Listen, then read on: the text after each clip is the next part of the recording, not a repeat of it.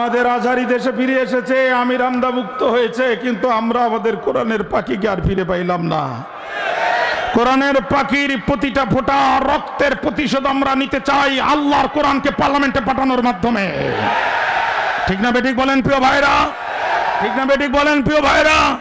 আমরা কোরআনের পাখিকে আর ফিরে পাবো না, কিন্তু এই ময়দানে তার 55 বছরের খেদমত হিসাবে আল্লাহর কোরআনকে পার্লামেন্টে পাঠিয়ে তার কবরে সালাম দিয়ে আমরা প্রমাণ করতে চাই যে আপনার দেয়া কোরআনের তাফসীরে আমরা আমাদের জীবন গঠন করে বাংলাদেশকে একটি কোরআনের সমাজ আমরা উপহার দেওয়ার জন্য শপথ গ্রহণ করেছি। কারা কারা রাজি আছেন দুহাত তুলে আল্লাহকে দেখায় দেন। نحمده ونستعينه ونستغفره ونؤمن به ونتوكل عليه ونعوذ بالله من شرور أنفسنا ومن سيئات أعمالنا من يهد الله فلا مضل له ومن يضلله فلا هادي له ونشهد أن لا إله إلا الله وحده لا شريك له ونشهد أن سيدنا ومولانا محمدا عبده ورسوله الذي أرسله بالحق بشيرا ونذيرا وداعيا إلى الله بإذنه وسراجا منيرا فقد قال الله تعالى في كلامه المجيد والفرقان الحميد জবান খুলুন, আমার সাথেই তেলাওয়াত করুন। أعوذ بالله من الشيطان الرجيم بسم الله الرحمن الرحيم إذ قال يوسف لأبيه يا أبت إني رأيت 11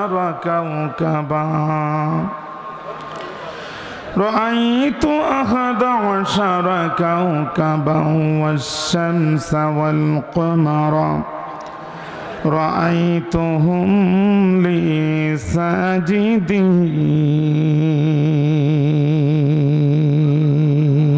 ساجدين صدق الله. قال رسول الله صلى الله عليه وسلم من مات لم يغزو ولم يحدث به نفسه مات على شعبة من النفاق أو كما قال عليه الصلاة والسلام.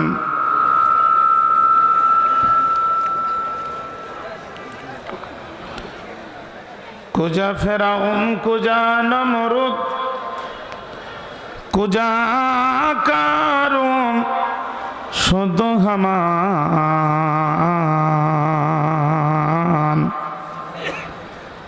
কুজাই শওকাতে আজিজে শাহেদ কুজা তখতে সুলাইমান।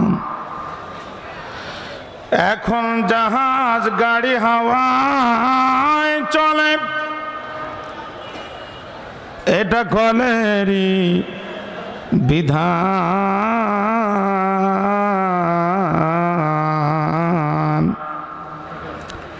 একদিন বিনা কলে হাওয়ায় চলত তখতে সুলাইমান।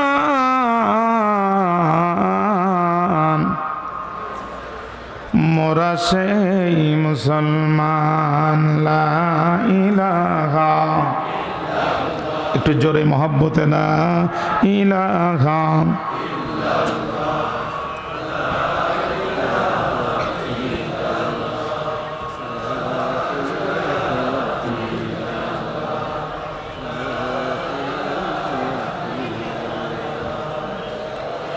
আর কত রক্ত চাও পরোয়ার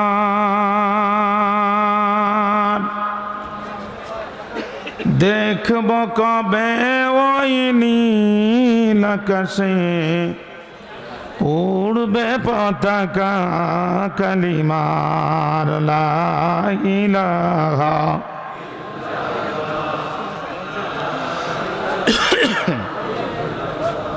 জোরে লা ইলাহা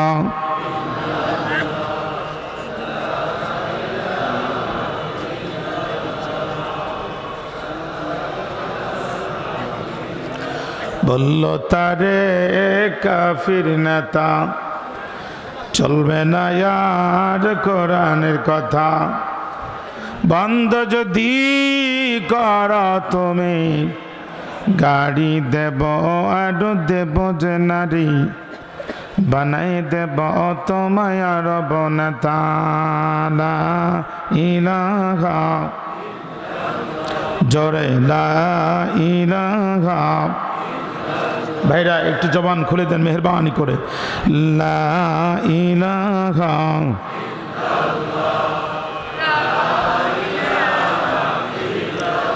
বললেন রাসূল কথা হলো ভুল বললেন রাসূল কথা হলো ভুল আমি হলাম আল্লাহর রাসূল বন্ধ করব না আমি যদিও এনে দাও চাঁদ সূরজ লা ইলাহা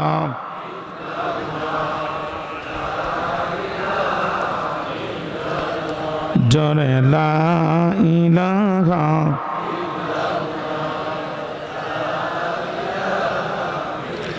লা ইলাহা ইল্লাল্লাহু মুহাম্মাদুর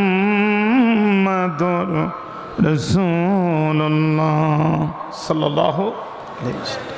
পাঠানপাড়া আলহাজ আব্বাস আলী নুরানি হাফিজিয়া মাদ্রাসা ও প্রতাপ ব্যাপারী পাড়া রজবিয়া নুরানি হাফিজিয়া মাদ্রাসার উদ্যোগে আয়োজিত আজকের এই তাফসীরুল কোরআন মাহফিলের মুকাররম মুহতারাম মুআজ্জাজ সম্মানিত সভাপতি জনাব অ্যাডভোকেট ইয়াসিন আলী সরকার সাহেব,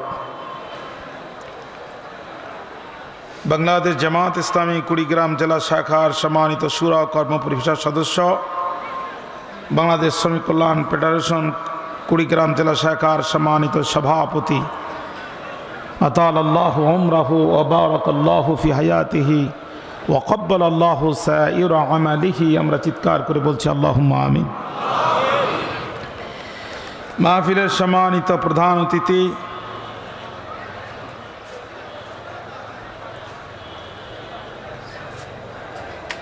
গোটা বিশ্বের পরিচিত মুখ,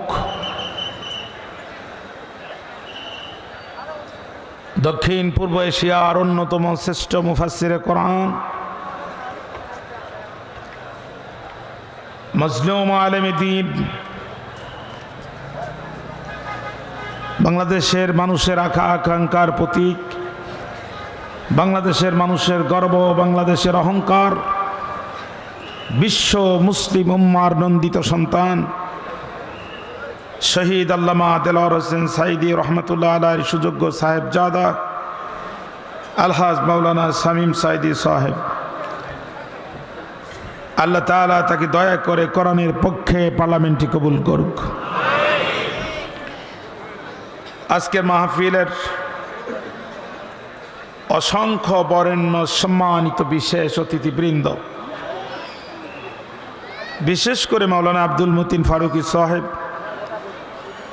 বাংলাদেশ জামাত ইসলামী কুড়িগ্রাম জেলা শাখার সম্মানিত জেলা আমির, আলোচনা পেশ করেছেন মুফাসসিরে কোরআন হযরতুল্লাহ মাওলানা সিরাজুল ইসলাম ফারুকী সহ সম্মানিত বিজ্ঞ প্রাজ্ঞ ওলামায়ে হযরত, দূরদারাজ থেকে আসা ধুলির আসনে বসা আগত স্বাগত সুচিন্তিত শিক্ষিত সম্মানিত মুরব্বিয়ানে কারাম, মস্তে মুজাহিদ খালেদ তারিক সাইফুল্লাহর উত্তরসূরি নওজোয়ান প্রিয় যুবক ভাইয়েরা, সমবয়সী বন্ধুরা, স্নেহের কচিকাচা অনুজবৃন্দ, পর্দার আড়ালে অবস্থানরতা সর্বগুণী গুণান্বিতা পর্দা নিশিনে আমার মা এবং বোনেরা, আলোচনার শুরুতেই অন্তরের গহীন কন্দর থেকে আপনাদের উদ্দেশ্যে জ্ঞাপন করছি আন্তরিক মোবারক ইসলামী রীতিনীতি অনুযায়ী আসসালামু আলাইকুম ওয়া রাহমাতুল্লাহি ওয়া বারাকাতুহু।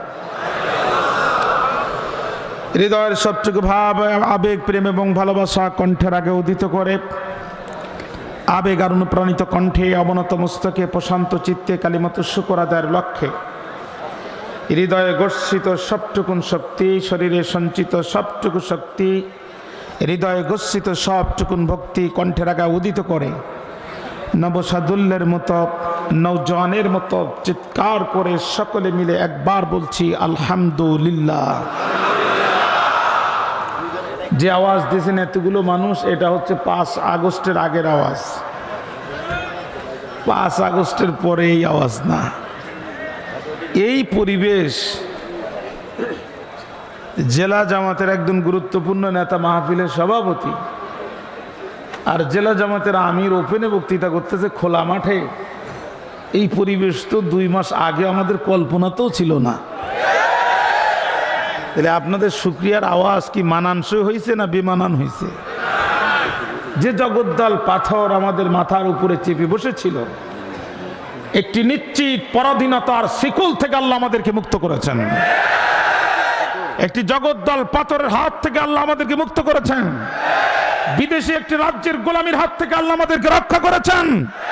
নতুন করে স্বাধীনতা উপভোগ করার তৌফিক আল্লাহ তাআলা দিয়েছেন। উন্মুক্ত মঞ্চে বিনা পারমিশনে কোরআনের আলোচনা করার তৌফিক আল্লাহ তাআলা দিয়েছেন। বিনা অনুমতিতে কোরআনের আলোচনা শোনার ব্যবস্থা করার তৌফিক আল্লাহ তাআলা দিয়েছেন। রাজপথে ক্রসফায়ারের ভয় ছাড়া মিছিল করার তৌফিক আল্লাহ দিয়েছেন। মাথা উঁচু করে আল্লাহর গোলামি করার তৌফিক আল্লাহ দিয়েছেন। এজন্য প্রাণ খুলে বলছে আলহামদুলিল্লাহ। চিৎকার করে বলছে রব্বানা লাকাল হামদ। আরো জোরে বলছে হামদান কাসীরান। এবার বলছি তাইয়িবান। চিৎকার করে বলছি মুবারাকান ফিহি। আল্লাহ তুমি আমাদের প্রশংসা কবুল করো। দরদার সালাম বিশ্ব মানবতার মুক্তির মহান দিশারি, নির্যাতিত মানবতার নবী, বঞ্চিত মানবতার নবী, সাইয়্যিদুল মুরসালিন ওয়া খাতিমুন নবিয়্যিন, ইমামুল আম্বিয়া মুহাম্মদুর রাসূলুল্লাহ সাল্লাল্লাহু আলাইহি ওয়াসাল্লাম। আমি ভূমিকা ছাড়াই সরাসরি আলোচনা শুরু করতে চাই, যদি আপনাদের অনুমতি পাই। আপনারা কি রাজি আছেন ভাই? গোটা পৃথিবী আজ অশান্তির আগুনে দাউ দাউ করে জ্বলছে। অর্ধ পৃথিবী আর যুদ্ধ হতো।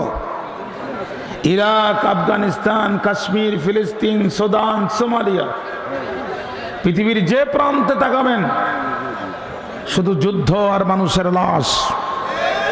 গোটা পৃথিবী এক অশান্তির দাবানলে দাউ দাউ করে জ্বলছে। এই অশান্তির পথ থেকে বের হতে গেলে রাস্তা শুধুমাত্র একটি, সেটি হচ্ছে ইসলাম। একজনের বাড়িতে লাগছে আগুন, একটু চিৎকার করে কোন কি লাগছে? লোকটি বলছে, প্রিয় ভাইরা, আমার কথা বুঝতে আপনাদের সমস্যা হয় না তো? ভূমিকা ছাড়াই কথা শুরু করতে হবে, হাতে সময় খুব কম। লোকটি বলছে, প্রিয় ভাইরা, আমার বাড়িতে আগুনে পুড়ে যাবে আর তোমরা ঘরে বসে রবে, থাকলে কি আল্লাহ সবে? যার যা আছে তাই নিয়ে ঝাঁপিয়ে পড়ো, আমার বাড়ির আগুন নিভাতে হবে। মনে রাখবা, এবারে সংগ্রাম আমার বাড়ির আগুন নিভানোর সংগ্রাম। এখন এক বুড়ি মাথায় নিয়ে খড়ি হেঁটে হেঁটে যাচ্ছিলেন বাড়ি। খড়ি চেনেন তো আপনারা? কাঠ কাঠ। এই আওয়াজ শোনার পরে আর করল না দেরি, মাথার এক বোঝা খড়ি আগুনের উপরে ঢেলে দিল তাড়াতাড়ি। আগুন তো মোটামুটি নিভে গেল। তাও নেবে নাই। এক নতুন শ্বশুর নতুন জামার জন্যে কিছু ল্যাপ আর তোশক কিনে ফিরতেছিল বাড়ি।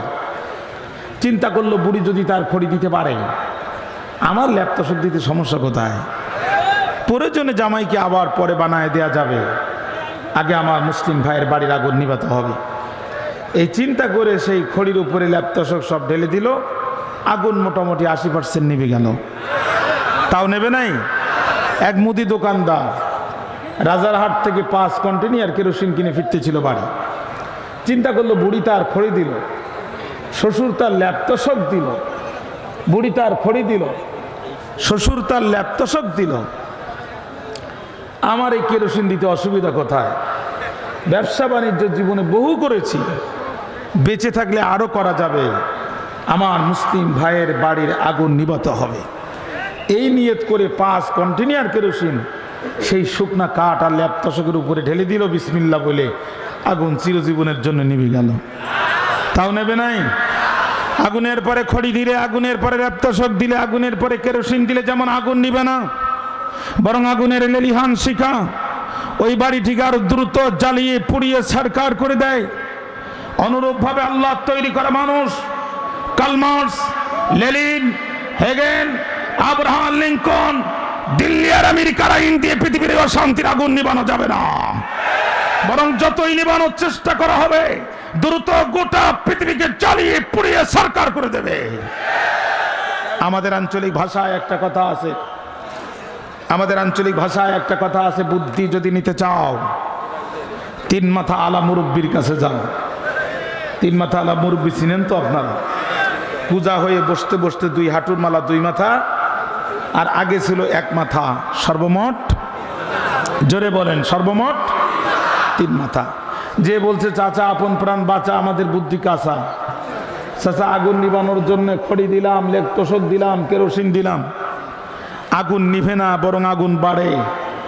চাচায় কয় খড়ি দিয়ে, লেপটপ দিয়ে আর কেরোসিন দিয়ে আগুন নিবাইতে চায় যারা, ডিজিটাল বোকা তারা। আগুন যদি নিবাইতে চাও ওই জ্বলন্ত আগুনের পরে বালি আর পানি ঢেলে দাও, পানি আর বালি মাটি ঢেলে দিবে, যখন আগুন নিভে যাবে তখন গোটা পৃথিবীর অশান্তির আগুন যদি নিভাতে হয়, টেন্ডারবাজি যদি বন্ধ করতে হয়, চাঁদাবাজি যদি বন্ধ করতে হয়, সন্ত্রাস, নৈরাজ্য, মারামারি, হানাহানি, কাটাকাটি, খুন খারাপি, জেনাব, ব্যভিচার, ধর্ষণ মুক্ত একটি স্বাধীন সার্বভৌম সুন্দর রাষ্ট্র যদি প্রতিষ্ঠা করতে হয়, 1500 বছর পূর্বে হেরা গুহায় নাজির হওয়া আল্লাহর কোরআন নামক সংবিধান, আল্লাহর কোরআন নামক পানি আর রাসূলের সুন্নাহ দিয়ে পার্লামেন্ট গঠন করে গোটা রাষ্ট্র কোরআন দিয়ে শাসন করার বিকল্প রাস্তা সামনে খোলা না।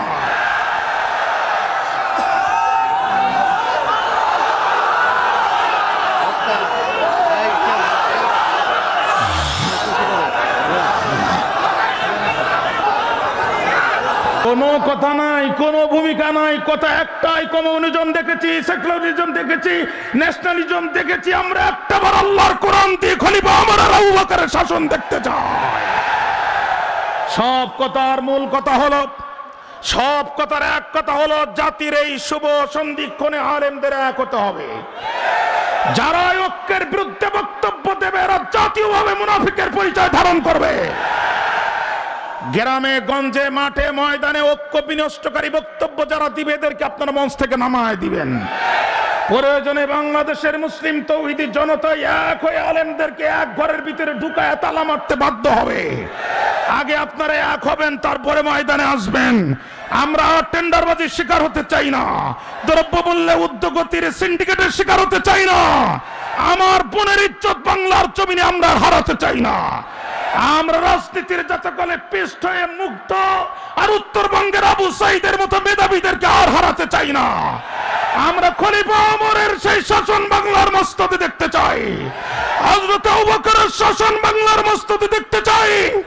দল মল জাতি ধর্ম বর্ণ নির্বিশেষে আল্লাহর কোরআনকে পার্লামেন্টে কারা কারা দেখতে চান দুহাত তুলে আল্লাহকে দেখা দাও। আমাদের আজহারি দেশে ফিরে এসেছে, আমির হামজা মুক্ত হয়েছে, কিন্তু আমরা আমাদের কোরআনের পাখিকে আর ফিরে পাইলাম না। কোরআনের পাখির প্রতিটা ফোঁটা রক্তের প্রতিশোধ আমরা নিতে চাই আল্লাহর কোরআনকে পার্লামেন্টে পাঠানোর মাধ্যমে। ঠিক না বেঠিক বলেন প্রিয় ভাইরা? ঠিক না বেঠিক বলেন প্রিয় ভাইরা? আমরা কোরআনের পাখিকে আর ফিরে পাবো না, কিন্তু এই ময়দানে তার 55 বছরের খেদমত হিসাবে আল্লাহর কোরআনকে পার্লামেন্টে পাঠিয়ে তার কবরে সালাম দিয়ে আমরা প্রমাণ করতে চাই যে আপনার দেয়া কোরআনের তাফসীরে আমরা আমাদের জীবন গঠন করে বাংলাদেশকে একটি কোরআনের সমাজ আমরা উপহার দেওয়ার জন্য শপথ গ্রহণ করেছি। কারা কারা রাজি আছেন দুহাত তুলে আল্লাহকে দেখা দেন। ভাইরা আমার, আমাদের সামনে আল্লাহ রব্বুল আলামিন বিশাল একটি সুযোগ সৃষ্টি করে দিয়েছেন। প্রতিটি ঘন্টার, প্রতিটি মিনিটের, প্রতিটি সেকেন্ড আমাদের জন্য বড় গুরুত্বপূর্ণ। কথা বলেন না কেন? প্রতিটি মিনিটকে কাজে লাগিয়ে এই উর্বর জমিনকে আমরা কোরআনের পক্ষে ফসল তুলতে চাই। রাজি আছেন না ইনশাআল্লাহ? রাজি আছেন না ইনশাআল্লাহ? যুগে যুগে যারা জাতির উপরে জুলুম করেছে, কেউ বা সমুদ্রে ডুবে মরেছে, কেউ বা জুতা পিটা খেয়ে বিদায় নিয়েছে, আর কেউ বা পিছনের দরজা দিয়ে চোরের মতো পালাতে বাধ্য হয়েছে। সুতরাং বাংলাদেশের সামনে একটি ইতিহাস পরিষ্কার। অতীতে কোন জালেম জাতির উপরে জুলুম করে টিকে থাকতে পারে নাই, ভবিষ্যতেও পারবে না। আবু সাইদের রক্ত বড় তিতা। এই রক্তের উপরে স্বৈরাচার বিদায় করে বাংলাদেশের ইতিহাসে একটি নতুন ইতিহাস রচিত হয়েছে। আগামীর বাংলাদেশ কোরআনের বাংলাদেশ, আগামীর বাংলাদেশ ইসলামের বাংলাদেশ, আগামীর বাংলাদেশ রাসূল সাল্লাল্লাহু আলাইহি সাল্লামের আদর্শ দিয়ে গঠিত হওয়ার বাংলাদেশ। সুতরাং এই বাংলাদেশের পক্ষে কারা কারা থাকতে রাজি আছেন? তো হাত তুলে দেখান।